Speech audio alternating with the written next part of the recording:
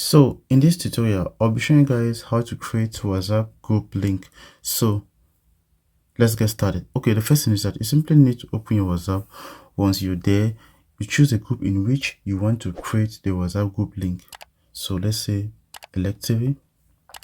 Okay, once you get there, you click on the word on the profile. So after which you scroll down, you are going to see invite through link, add new member. So we are going to click on what invite through link. So once you're there, you are going to say share your link through WhatsApp, copy the link, share your link, or you are going to see QR codes. So you can simply decide to copy any of them, or you can simply decide to reset the link if you want. So I'll simply click on what copy.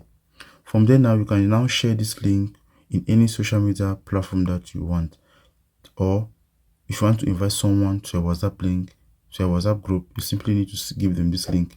Once they click on the link, they automatically become a member to your WhatsApp group. Okay, thank you guys for watching.